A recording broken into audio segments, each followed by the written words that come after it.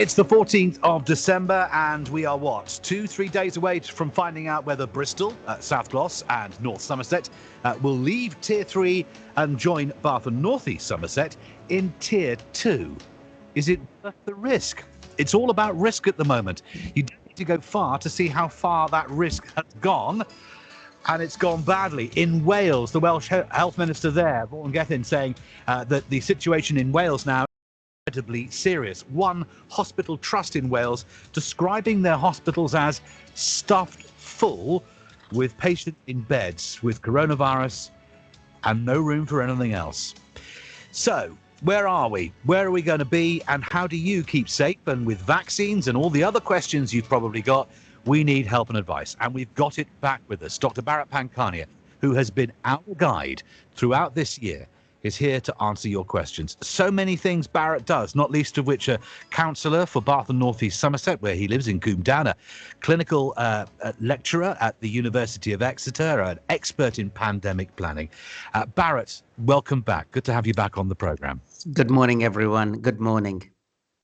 Let's start with what's happening across two bridges in our part of the world, which is Wales, which I just mentioned there. Hospitals, quote, stuffed full. The health minister in Wales describing the situation there as incredibly serious. And it was a month ago that they had a circuit break, a fire break, as they called it in Wales. How worried are you that what's happening in Wales right now is only going to be happening here or will happen here? Oh, very much so. Whatever happens across the borders or in our neighboring regions can easily percolate through to us. And that is a good example of not dropping your guard.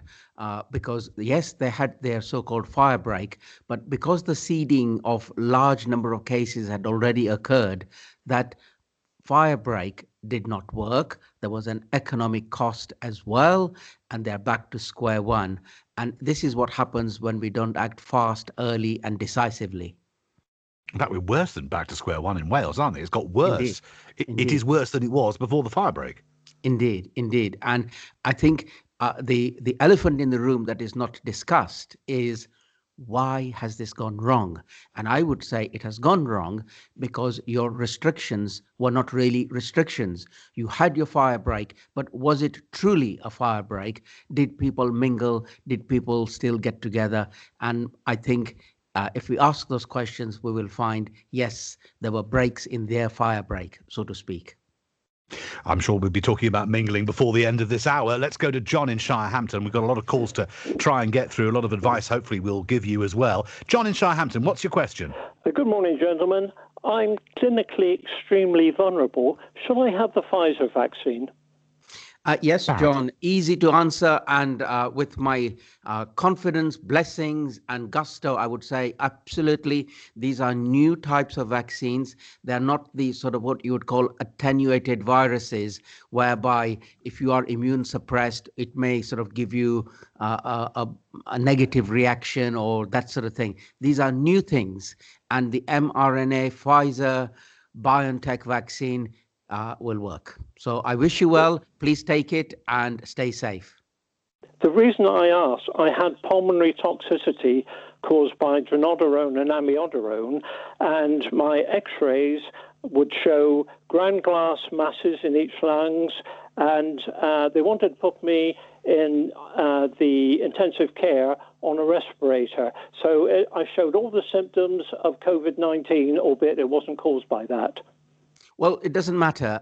You will be fine with the mRNA vaccine. What you can do and you must do is carry a piece of paper or tell your loved ones to carry a piece of paper that John has ground glass appearances on his lung fields due to other reasons. Please don't take this as new things. So, and in any case, people do look at before and after x-rays, but nothing to stop you from having a piece of paper, alert the clinicians that if you see ground glass appearances on my x-ray, it's old things rather than new features of SARS-CoV-2 infection.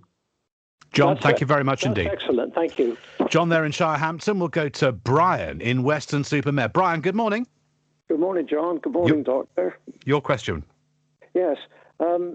Recently, my wife on her iPad has received a text message saying people on warfarin or other blood thinning agents should be a little bit cautious about accepting the injection against the virus.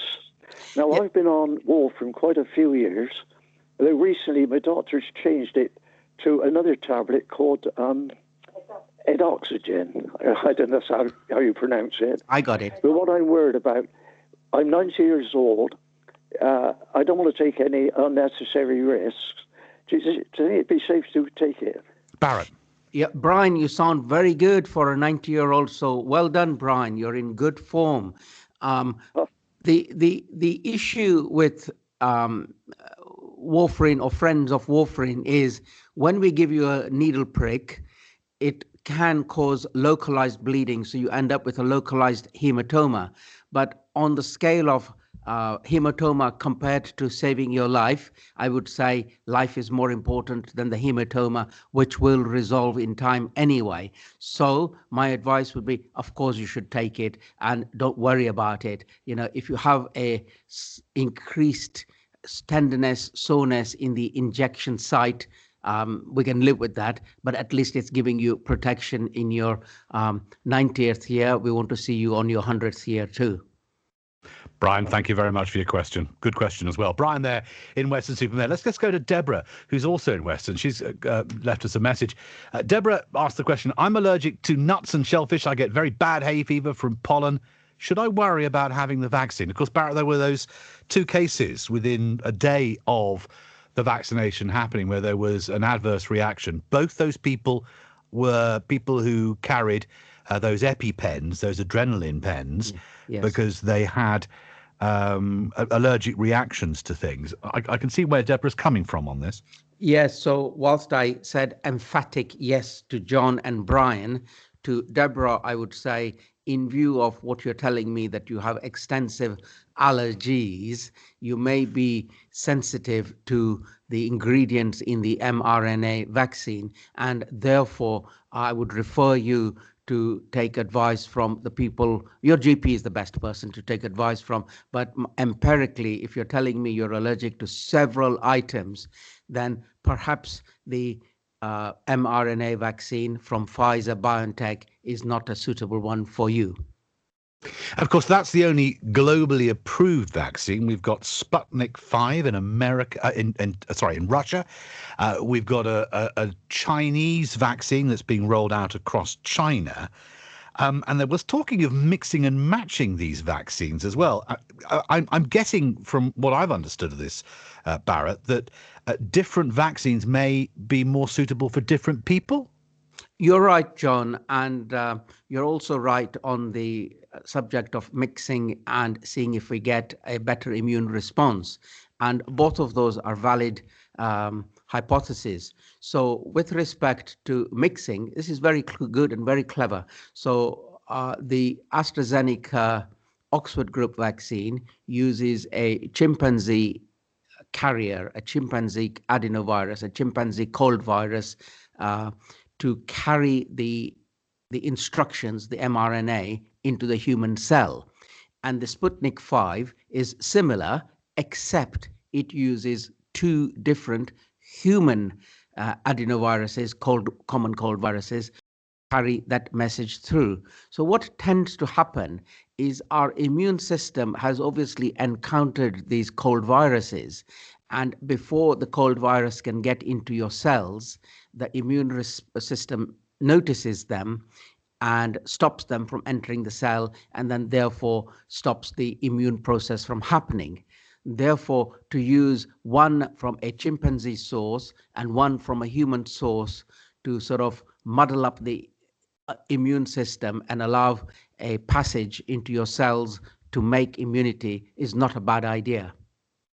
So on that basis, then, are we going to be able to choose, or is it basically when it comes to our turn, and that probably won't be until the spring, summer for the vast majority of us, spring, summer of next year, is it going to be what's in the fridge? I'm just wondering from the point of view whether you can say, I want that one, not that one.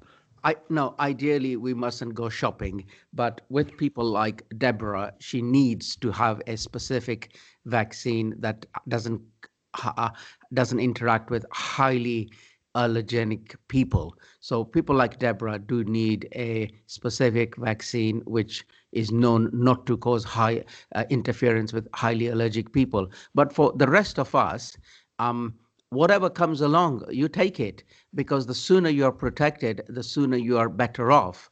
And there's pointless going shopping. And the other thing, John, also is not to sit there and say, well, Moderna is 96%, AstraZeneca is 90%, Pfizer is 94%. I'm going to go for Moderna because I think I need that extra 2%. That's silly. So what we want is protection. And the greater the number of people protected, the better off we all will be. On that, before Jenny's waiting because she's got a really interesting question, but on that, the difference between 70% and 90% sounds huge. Well, it's 20, isn't it? It's a factor of 20. But is it a factor of 20? Well, we will find out in time. So remember, these are vaccines tested in a field in a limited population.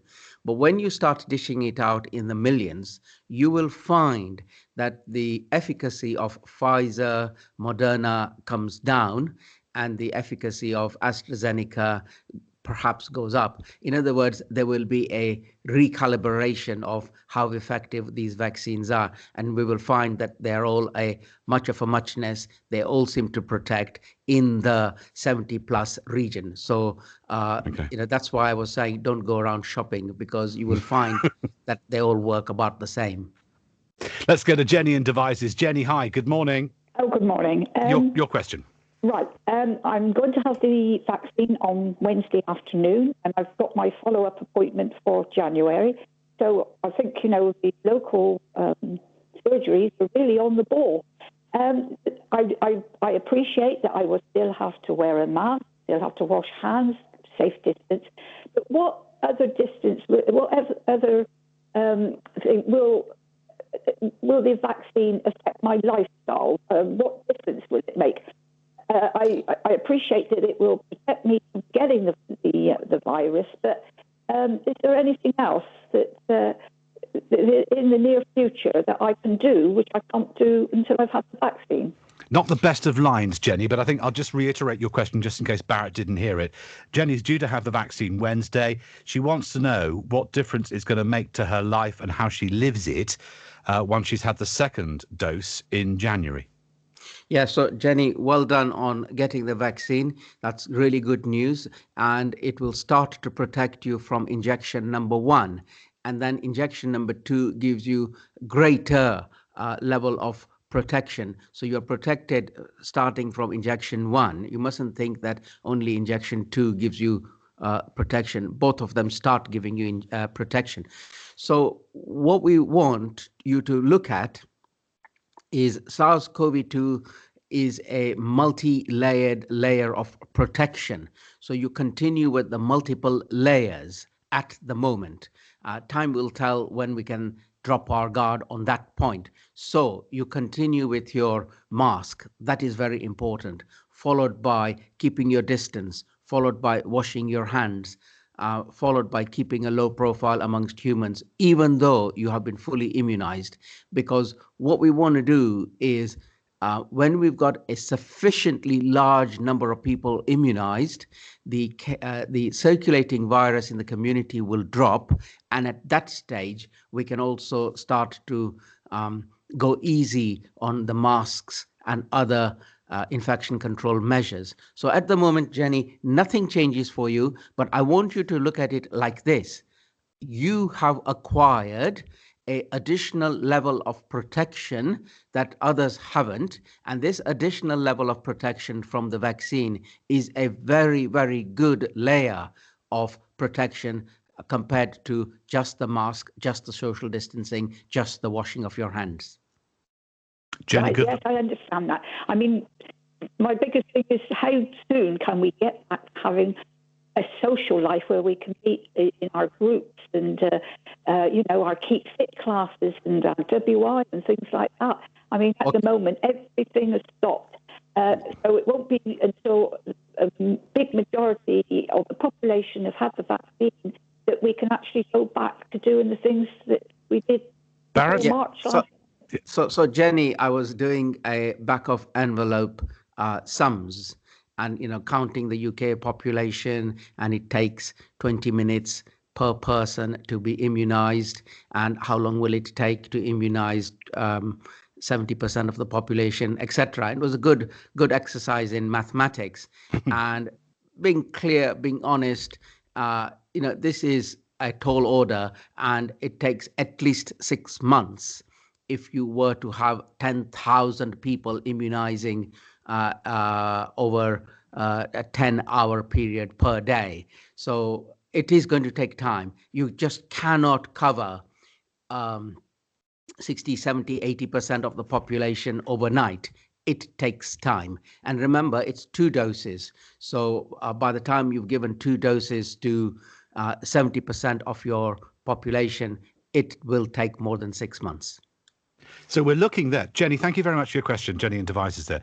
So in all seriousness, we are looking at, to use your phrase, dropping your guard. We're looking at not being in a position to even consider dropping our guard until the end of June.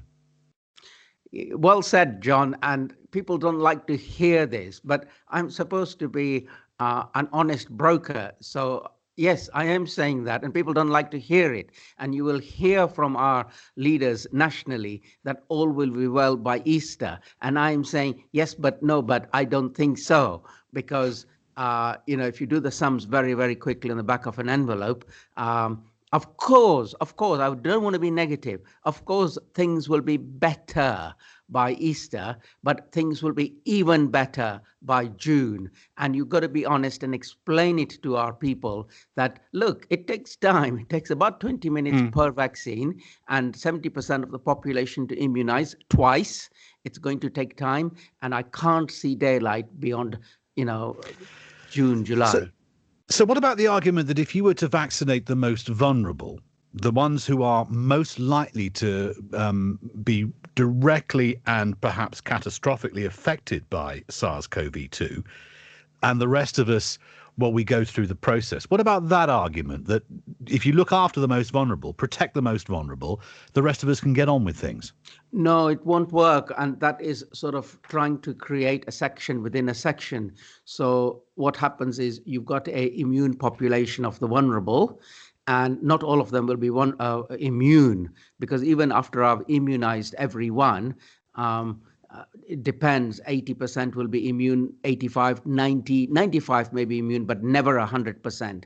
And what we don't want is the virus to keep on circulating within the community. So actually, what may be a very good idea, and I'm sure it will happen if the science is applied, is we have a multifaceted approach to immunizing, which is we immunize the vulnerable plus the spreaders, and the spreaders can be healthcare workers, etc. So they're young, fit, and healthy, but we don't want them to be a spreader. And then, if we can, we immunize en masse as many as possible in the 20 to 55-year age group as quickly as you can. That way, what happens is the community, the society, has a drop in circulating level of viruses globally across the board. That way, you are in better control. So for us to achieve that, 6 months. So we're talking 20 to 55, because they are the ones who move about, yes, and are the economic drivers of society.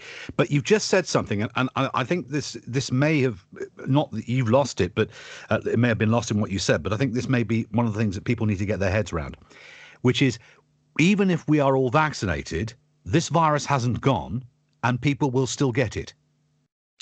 If you are vaccinated and you have not developed immunity, of course you will get it. So no vaccine is 100% protective. No way, right? Not even the MMR one. MMR one, I can reach up to 98%.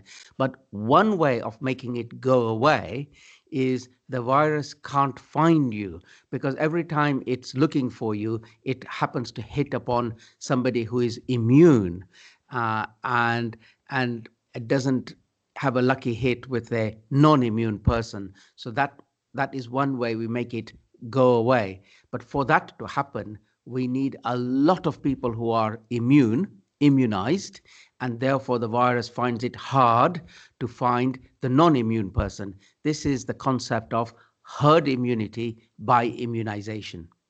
Okay. Rose in Whitchurch asks, my husband is over 80 and I persuaded him to have the flu jab. How long between having the flu jab and having the vaccine should he wait? Asks Rosie. So they say that you should wait at least 1 week between having your seasonal influenza vaccine and your SARS-CoV-2 coronavirus vaccine. Denise in Yatton asks, my mother is allergic to penicillin. Should she have the vaccine? It can be can it be also a problem with allergies in the family? Well, again, if this so there is no interaction with your being allergic to penicillin and the vaccine, none. Okay. On the other hand, if you are like Deborah, who tends to be very allergic to all manner of things, in that case, we are saying the mRNA Pfizer vaccine is not for you. So let me repeat again. If you are allergic to just penicillin, then that's fine, absolutely fine. If you have multiple allergies of peanut, bee sting, sesame oil, celery salt, etc., we class you as a very allergic type person, the sort of person who carries an EpiPen. In that case, you shouldn't be taking the mRNA vaccine. I've never heard of anybody allergic to celery salt. Well, celery is one of the items that people are allergic to. So I should have said celery rather than celery salt. I was going to say, I've never heard of that as an allergy. Rick in Keynsham asks, I cannot wait for my vaccine as I've been locked in since March. And I just want to check. I've got Crohn's disease, a heart issue and arthritis. Will the vaccine be safe for me and my Crohn's? Yes, absolutely. We need to be out there celebrating, John, that we have invented in less than a year a completely new platform of a vaccine, which is novel, it's new, it's different, and it works in a different way. And, people with suboptimal immunity, etc., can all have it. It's brilliant.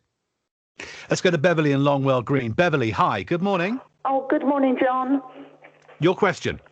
Oh, good morning, Doctor. Good morning. My question to you is, the government has obviously allowed 5 days of Christmas get-togethers. But do you think yourself that we could go into another lockdown in January? Yes, Barrett. sure. So lockdown is a decision made by central government when their hand has been forced. In other words, it's an indicator of failure. And I personally have always advised that, considering the vaccines, etc., are round the corner, have a low profile Christmas 2020 and reap the rewards in 2021. So my advice is, please keep it a low profile. It's worthwhile keeping it a low profile, because you don't want to be raising glasses to your departed friends subsequent Christmases. So you say, I'm going to play this game of chess properly and cleverly, and say to yourself, save it for this Christmas so that I can see you in subsequent Christmases. Yeah. There you go, Beverly. Thank you very much. Super. Thank you. Beverly, Thank good you. question. And on that, before we do the travel news, and we'll move on to tears and everything else, because obviously it's a big week for tears this week. But if you look at the evidence of what's happening in America, Dr. Anthony Fauci there, who is, I suppose, the equivalent of Chris Whitty here in the United Kingdom, or in England, the chief medical officer for England, he is very concerned about Christmas because of what's happening in America right now as a result of what they did at Thanksgiving, which was families getting together. 200,000 cases a day. Yes. Almost 300,000 people have now died of COVID-19 in America. And he's warning that another surge because of Christmas, America's health system could fall over because they're still coping with Thanksgiving. Could you see the same thing? Decides to do the bubbles in the way that the bubbles were intended? Yes, and I'm very concerned because I feel that our leaders have a duty to have it spelt out that this is a risky activity, rather than to use nonsense concepts like, yes, but for their mental health, people need to get together and be together over 5 days. These ministers, they're not scientists. Why are they pronouncing on scientific issues and putting lives at danger? I feel so cross about it. I really do. Because if you allow the scientists to at least say this is a risky thing to do, be cautious, be careful, take measures, take precautions, that would be a good headline to have, rather than to say the virus is taking a holiday for 5 days over Christmas. Of course, it doesn't take a holiday over Christmas or any time. Yeah, I was going to say, I think I said this to you the last time you were on a couple of weeks ago. It's hardly going to invite around its friends smallpox and the bubonic plague for a Christmas lunch, is it? And put its feet up on Christmas afternoon.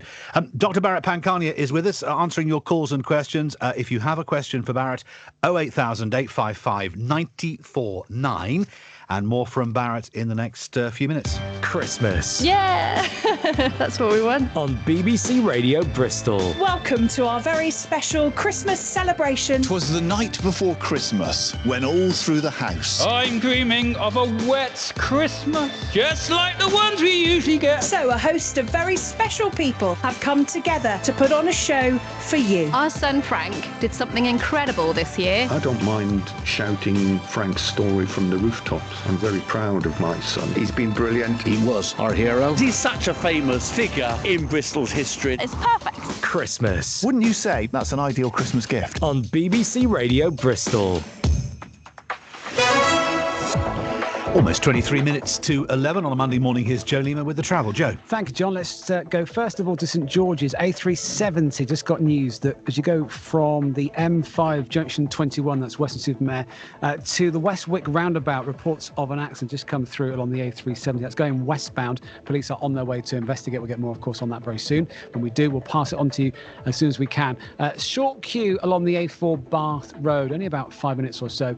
Again, this is westbound as you go from Hicksgate up towards Callington Road. So that's as you go in towards Bristol through Brislington. There's been a queue there pretty much most of the morning. It's about 5 to 10 minutes. As you approach the Downs on Redland Hill, there are roadworks there with temporary traffic lights to slow you down. Stoke Gifford's Hatchet Road has temporary lights as well. They're in place at the end of the year. They're just by North Road near to Bristol Parkway train station. And Redcliffe, watch out for Mitchell Lane. Still shut, I'm afraid, from Victoria Street to 3 Queens Lane in both directions, and they'll remain closed until the end of the year, come New Year's Day. If you have any more you want to pass on, you can, of course, let us know. You can call 08000 855 949.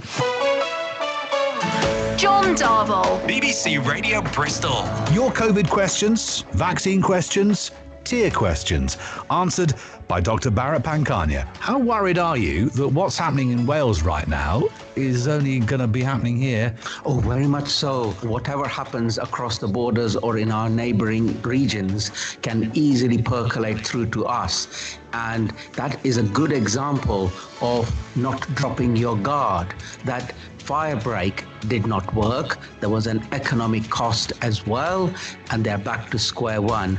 And this is what happens when we don't act fast, early and decisively. I'm clinically extremely vulnerable. Shall I have the Pfizer vaccine? Easy to answer, and with my confidence, blessings and gusto, I would say absolutely. These are new types of vaccines. They're not these sort of what you would call attenuated viruses, and the mRNA Pfizer BioNTech vaccine will work. So I wish you well. Please take it and stay safe. Call 08000 855 949. BBC Radio Bristol. And Dr. Bharat Pankania with us for a few more minutes. Bharat, let me just ask a question with regard to isolation or quarantining, which was 14 days, is now 10. The science clearly has evolved on this, as it has evolved throughout the year, as we understand more and more about this coronavirus and SARS-CoV-2. What's your view on the reduction of quarantining from 14 to 10 days? It's a reasonable measure, and I'm not too angst about it. The gold standard is obviously 14 days. However, it is usually in the first 5 to 7 days when a person becomes infected, if there were going to become a case. And by the 10th day, the majority of people will have become cases if they were going to become cases. Sure, without a doubt, a very small minority may go on to become a case from day 10 to day 14, but it's a small number. So it's a compromise. It is something worth trying if we can get better compliance and better adherence to quarantine rules. So I must emphasize again, this is a quarantine rule reduced from 14 days to 10 days in the hope that by the 10th day, most people, if they were going to become a case, will have become a case. And then one more thing I want to add, this is really important, is so, for example, on the 8th day of your isolation, you develop a cough, a loss of smell or taste or something like that, then it's indicative that on the 8th day, you have become a case. Now that you've become a case, you need to remain out of circulation for 10 days, another 10 days, because you are now a case. But if after 10 days you have no symptoms, correct, you are able just to go about your business. Correct. And I advise that on the 10th day, you don't just say, hooray, I am out of, inverted commas, jail. What you say is, let me ask myself the following question. Do I have a temperature? Do I have a new, dry, persistent cough? Is my smell and taste okay? Have I got aching limbs, tired muscles, or anything like that? You just do a quick checklist. And if it is all negative to all those questions, you are even further reassured that you haven't become a case. And in that case, you may come out of quarantine. So, excuse me. So based on that then, and based on the fact that we know that 85% of people show no symptoms at all, the greatest trick of this virus is that most people don't know they've got it. And it's and we are playing, to a degree, almost sort of virus roulette, are we not? With people moving around, potentially infectious, but showing no signs of infection. This is the concern over Christmas. Yes, so we have a lot of asymptomatic people. And so you could be infected, infectious, and unaware. And that is the issue. It always has been with SARS-CoV-2, that you are sometimes infected and infectious and have no signs and symptoms. So we get now to tiers. Let's go through some of the questions that have come in on tiers, because where you are as a Lib Dem councillor, and indeed Bath and North East Somerset as a council area, tier 2, but North Somerset, South Gloss and Bristol, those councils in tier 3, set to be reviewed on Wednesday, and any changes would come in at the weekend. Leslie asked, what are your thoughts, Barrett, on whether Bristol, South Gloss and North Somerset should go down to tier 2 on Wednesday? Of course, there are 5 criteria for that, but what are your thoughts? Well, I would like to exercise caution, because caution preserves our systems and our people and protects people. So I am on the side of caution, and to say, even if you are in tier 2, behave as if you are in tier 3, because behaviors reduce the generation of new cases. So precaution is better. And I know there's always this conflict of, but my economy is trashed. I say, well, if you are 6 foot under, there is no economy to talk about. You're 6 foot under. So my view is, whatever happens to your tier, always behave as if you are in the highest tier. Julia asks, what is the point of all these restrictions now when they're going to be eased for 5 days over Christmas, when families will be getting together? All this is in vain. Of course, that's when the bubbles kick in, 23rd of December to the 27th. Barrett. Yes, and indeed, these are the concerns that we are both talking about, which is over the 5 days irrational removal of restrictions, we could be generating a large pulse of infected, infectious persons. And yes, I agree that you could undo all the good work of being in tiers by getting together over the 5 days of Christmas. And that isn't, when we think about that, when we think about what's being said and what's being proposed, and then we look across the seven Wales, it comes back to my very first question, which is how worried are you that what we've got happening less than 10 miles away could actually be happening here? I mean, is there any way of stopping that? Well, the only way to stop it is we do what we can do despite all the removal of restrictions, which is if you stop your interactions with fellow human beings, case numbers go down. So that would be a good thing to do, which is have a low profile, fewer interactions with people, and extreme caution. Wear your mask properly, and all those things contribute to keeping the case numbers down. Last question, Margaret. Hi, Margaret. Good morning.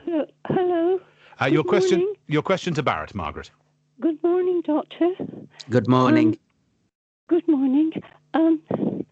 My husband is 80 and I am 78. Now, he will be entitled to the COVID vaccination before me. I heard a report, I think it was Matt Hancock that said it, that there's a possibility that if someone has the COVID injection, they could pass it on to someone else. Now, as I've said, I'm 78 and I have severe bronchiectasis of the lungs. And I'm wondering whether if my husband had the jab for COVID, whether he could then pass it on to me, because I'm 2 years younger. Okay, Margaret. Barrett. No, Margaret, look, I want you to relax. I want you to stop worrying.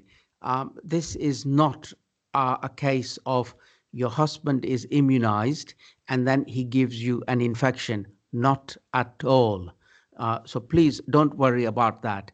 What it is this. If I immunize people with the mRNA vaccine, the Pfizer-BioNTech one, it is going to protect you from severe illness, but it may allow you to have a mild illness. And if you have a mild illness, it doesn't kill you, but that mild illness could be infectious to other people. And that is why we discussed this morning that even though you have been immunized, you may get a mild illness, and therefore it is better to be protective with masks and social distancing, etc., should you be a recipient of a mild illness. Then, Margaret, the situation will change. So it changes like this. Your husband is immunized. He may have a mild illness. Fine. You are also immunized and you may have a mild illness. Fine. So what happens then is, say, hypothetically, your husband gets ill because he interacted with someone. His mild illness is given to you, but you are already protected from severe illness. So you get a mild illness of him, but you don't go on to develop severe illness. So both of you are protected. In other words, you don't lose your lives because you don't go on to have severe illness. That's how it's going to work. But I repeat again, just because your husband has been immunized doesn't mean the immunization has made him infectious. Just on that, before I let you go, Barrett, I just want to be absolutely clear in my own mind here that the vaccination, you still may get a mild illness, and we don't know yet with the one vaccine that's been approved whether you are still carrying this virus that can be transmitted to others. It doesn't kill it dead. No, it's not a question of it doesn't kill it dead, but what it is it gives you a level of protection, and the level of protection is it stops you from having severe illness which could kill you. On the other hand, it may give you a mild illness. Now then, I use the word may because you see this bit wasn't tested out in the experiments that were done. So it's a case of it may. On the other hand, it may not. We just don't know. So it is better to say it may because that's a precaution to take. On the other hand, the AstraZeneca Oxford one was tested. we tested in this paradigm, and we found that it does reduce transmission of infection after you have been immunized. In other words, it protects you from having severe illness, and it stops you from being a spreader with a mild illness. So that has been tested, and I am sure that maybe the Pfizer one also behaves in the same way. It's just that the experiments were not done that way, so we don't know for sure. Okay, well, I have to let you go because I know you have somewhere else to be now, Yes. a busy man that you are, but I am so grateful that you spent the time with us this morning once again, Barrett, and we will have you back in the new year when we are see you on the other side, I suppose, of the other side of Christmas and New Year in 2021. Happy Christmas to everyone. Thank you. And happy Barrett, New Year. And happy Christmas and happy New Year to you as well. Thank you for everything you've done for us this year on BBC Radio Bristol. Thank you. Good morning.